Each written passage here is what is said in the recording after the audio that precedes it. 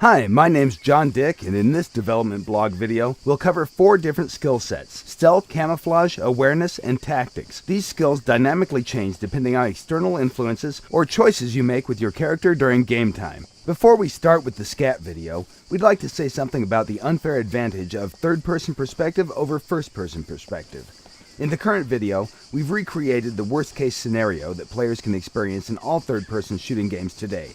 Not only that TPP is unfair over FPP, it's unfair in general since players on elevated positions have a huge advantage over other players. So far, there's no game that has provided a solution for this problem.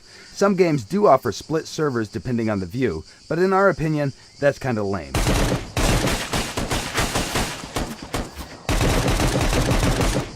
So, what exactly did we do to make things better? In SCUM, everything you experience is a projection of what your character experiences in the game. No matter which view you prefer, you will not be able to see things if your character doesn't see them or feel them. This means if you want to see behind the wall, you'll have to take a peek and risk compromising your position. The moment you take a look, your character's awareness will kick in. What will be shown to you on the screen is a result of complex equations that involve your character's awareness and tactics skill versus the enemy's stealth and camouflage skills. The red outlines representing that tactics skill have been activated also. Notice that it works for both first-person and third-person perspective. Once tactics time expires, you'll lose information about the enemy's position. The only way to get it again is to take another look. Okay, let's cover the tactics skill first. Tactics is linked with the intelligence attribute and represents the ability to predict trajectories of objects in 3D space. Imagine you're looking through the window and notice a car slowing down at the crossroad with a left turn signal turned on. Even if you stop looking at that car, you'll have a rough idea about its trajectory. In the video, the character on the right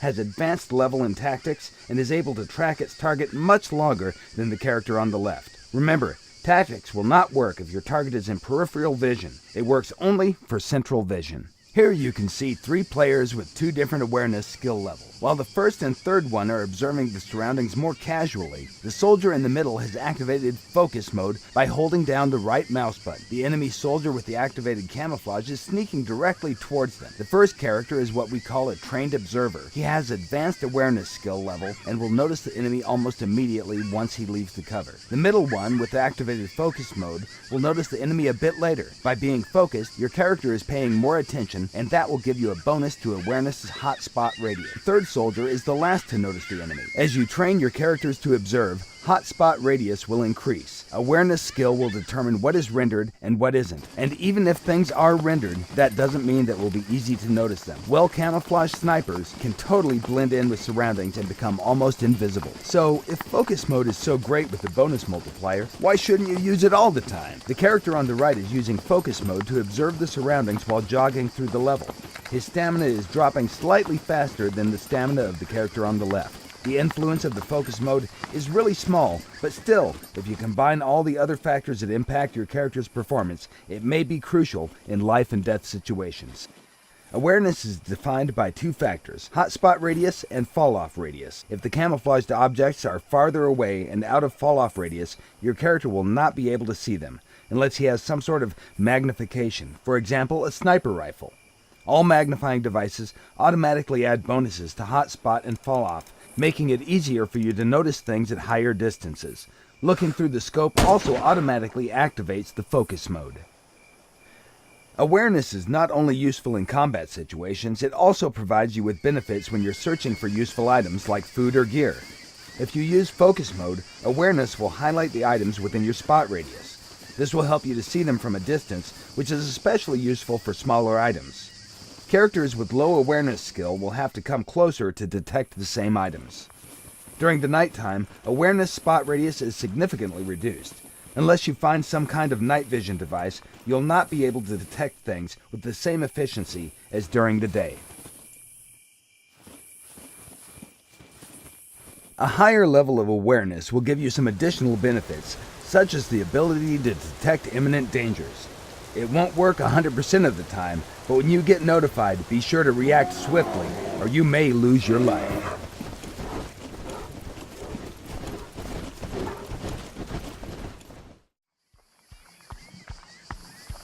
Okay, let's cover the stealth skill now. The stealth skill is linked with the dexterity attribute, but it also depends on other factors.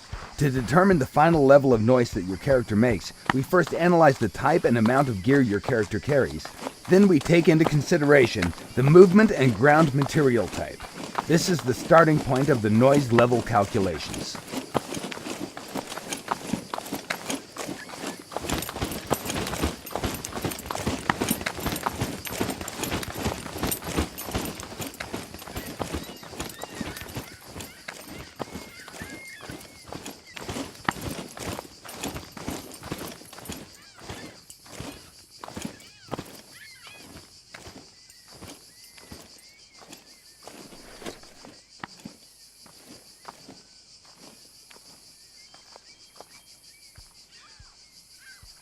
The next step is to factor in the overall weight of the character. Again, this system is fully dynamic, and it's linked directly with the character's metabolism. All things that influence body mass are taken into consideration, like fluid or food intake, for example.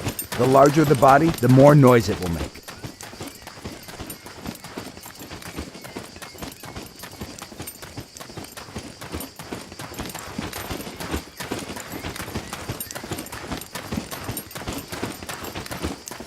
Finally, the last thing taken into consideration is actual stealth skill level.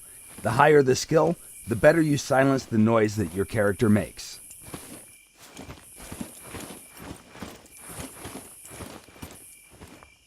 Modern gaming engines have many limitations. Don't you simply hate when you think that you're safely hidden far away in dense foliage just to realize that you stick out like a dog's balls? In SCUM, our methods allow players to be equally competitive regardless of the graphical settings they use to play the game. The guy at camp is preparing some delicious beans. Let's call him Donald. 3 soldiers are approaching him over the hill. The left one, called Huey, is crawling through dense vegetation. The middle one, Dewey, is crouching his way towards the larger bush, and the right one is simply walking straight in the open like John Wayne in Sands of Iwo Jima. Let's address him as Louie. Notice that from the Donald's perspective, he only sees Louie. Dewey is well hidden in the bush, while Huey can't be seen because he's well camouflaged. On far distances, the game engine doesn't render foliage, yet still Huey is invisible until he decides to blow his cover simply by changing his stance. At that moment, his camouflage has been terminated and he becomes visible. The camouflage skill can only be activated in dense foliage when your character is prone and out of plain sight.